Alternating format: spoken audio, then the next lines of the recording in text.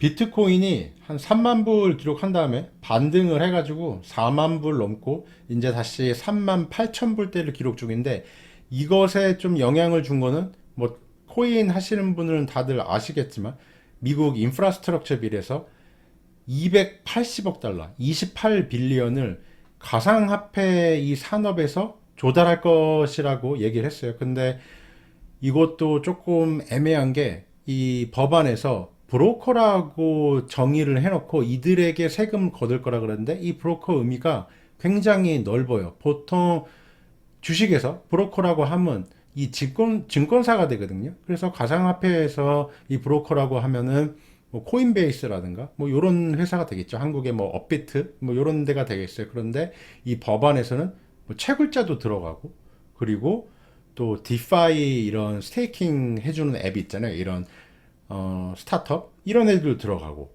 그러다 보니까 약간 불확실성이 있어서 그렇다. 차라리 오히려 인프라스트럭처 빌에서 이런 브로커는 뭐 세금 10%, 그리고 채굴자는 세금 15% 이런 식으로 차라리 이렇게 세금을 딱 정해주면은 불확실성이 해소가 되기 때문에, 오히려 이런 거는 이 빼딱본 분리로 기정현실화돼서 그때부터는 오히려 상승할 더 확률이 높습니다. 이런 가상화폐에 대해서 세금을 부과하는 게 안 좋다라고 생각할 수 있는 분도 계시겠는데요.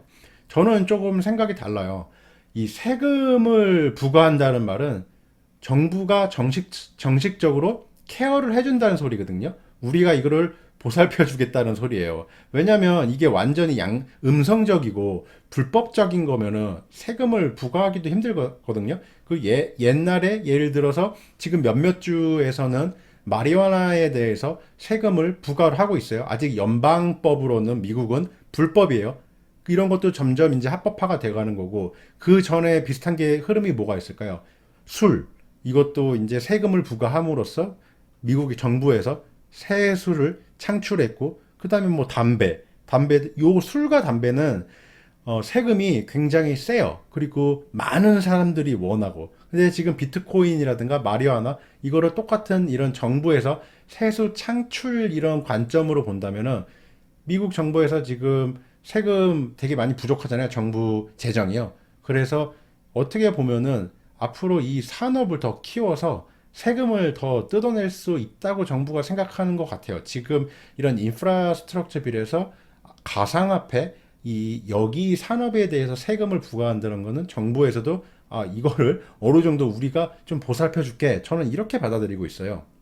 그리고 지난 영상에서 제가 설명드렸던 건데요.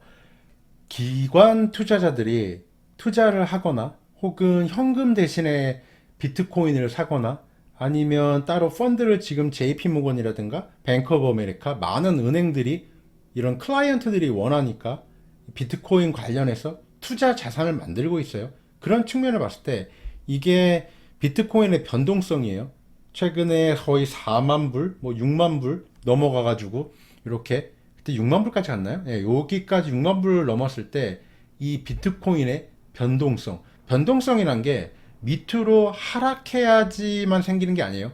위로도 급등을 하면 변동성이 생기게 돼요. 근데 비트코인 같은 경우는 변동성이 워낙 크기 때문에 이렇게 상승을 하면서 이 내재 변동성이 이렇게 급등을 쭉 했다 이렇게 보시면 됩니다. 예를 들어서 제가 고객이에요. 만약에 고액의 자산가예요. 근데 뱅크 오브 아메리카 가가지고 나 여기 자산 투자할 거 없니? 라고 물어봤는데, 거기에서 이제 PB가 얘기를 하는 거예요. 요번에 비트코인이 있는데 한번 투자해 볼래? 그래? 그러면은 이거 1년 뒤에 예상 수익률이 어떻게 돼? 라고 물었을 때 이 PB가 어떻게 대답을 할 수 있을까요? 비트코인에 대해서. 그냥 한번 생각을 해보자고요. 요거 1년 전에 6만 불이었는데 지금 뭐 거의 한 2달 만에 거의 3만 불 찍었다가 요번에 2주 만에 다시 4만 불 찍었어. 이러면은 이렇게 변동성이 큰 자산에 투자를 원할까 싶었을 때 그렇게 투자하고 싶은 마음이 크게 들 것 같지는 않거든요. 그래서 저는 이렇게 생각을 해요.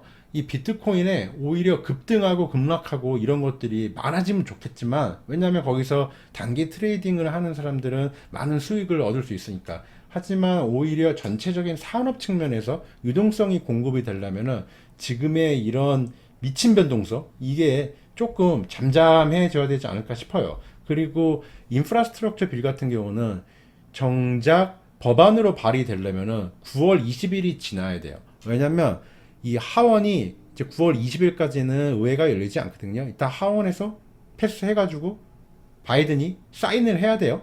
그렇기 때문에 시간이 9월 20일까지는 오히려 이 인프라스트럭처 빌 여기에 대해서 불확실성이 더 커지기 때문에 그때까지는 큰 가격 상승은 어렵지 않을까 그렇게 생각을 하고 있습니다. 7월 28일에 뱅크 오브 아메리카에서 이 노트에서 CBDC, 디지털 커런시가 현금보다 더 효과적이고 나중에는 먼 미래에는 완전히 현금을 대체할 수 있을 것이라고 얘기를 했거든요. 근데 이거를 저는 굳이 그대로 이렇게 믿진 않아요. 이런 뱅크 오브 아메리카, 미국의 4대 대형 큰 형님 은행들 중에 하나죠. 얘네들이 이거 CBDC, 디지털 에셋, 혹은 크립토 커런시, 이것에 대해서 긍정적으로 이야기하는 이유는 이것을 통해 가지고 은행들이 추가적으로 수익을 더 창출할 수 있기 때문이라고 생각을 하거든요.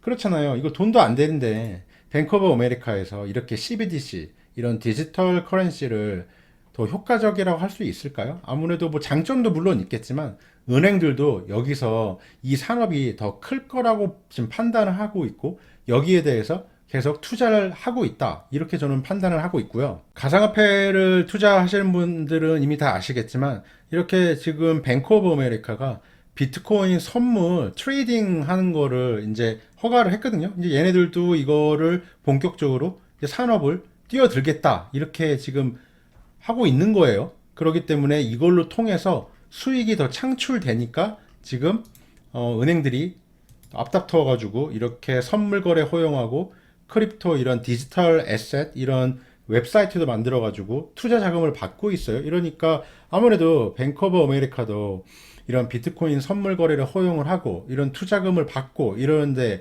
CBDC에 대해서 안 좋게 이렇게 발언을 하기가 힘들지 않을까요?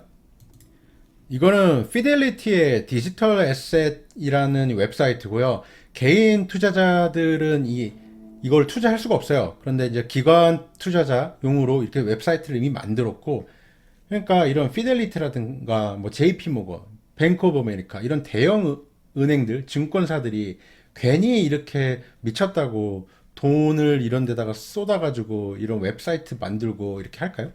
그런 거 보면은 이 은행들이 어떻게 보면은 전통 은행들, 이 산업에 있는 이 대장들은 돈 냄새를 되게 잘 맡는다고 저는 생각을 하거든요. 그래서 이게 뭐 미래에 대해서 뭐 같이 저는 뭐 여기까지는 잘 모르겠는데 물론 뭐 나중에 메타버스라든가 뭐 이런 디지털 가상 세계 이런 거랑 연결돼 가지고 뭐 장부로 쓰일 수도 있겠죠. 근데 거기까지 들어가기에는 저는 아직 먼 미래 같고 뭐 당장 뭐 1, 2년 안에 이렇게 뭐 비트코인이라든가 이런 가상화폐 혹은 이런 것들이 우리가 메타버스랑 연결돼 가지고 그런 세상을 1, 2년 안에 올 것 같지는 않아요. 하지만 지금 당장 이런 증권사들이라든가 이런 은행들이 투자하는 것을 보면은 이게 지금 뭔지는 잘 모르겠지만 뭐 저도 지금 이제 공부를 해가는 입장이거든요. 왜냐하면 저는 계속 주식을 했었고 여기에 대해서 그렇게 큰 관심이 없었어요.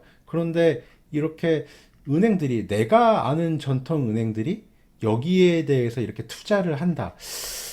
그리고 여기에 대해서 이 은행들이 아까 제가 말씀드렸지만 괜히 할 일은 없거든요. 돈 냄새 나고 돈 되니까 하는 거거든요. 그러니까 저도 이제 관심을 갖게 되는 건데 그래서 저도 공부를 해가면서 계속 공유를 하도록 할게요. 이 가상화폐가 저도 확실히 잘 뭔지 모르겠어요. 솔직히 말씀드려서 그냥 나중에 메타버스랑 연결해가지고 이런 원장, 장부를 기록해가지고 실제로 그 장부가 나중에 증명서가 되는 그런 시스템으로 연결되지 않을까 싶긴 한데 앞으로 계속 공부를 하면서 공유를 드릴게요.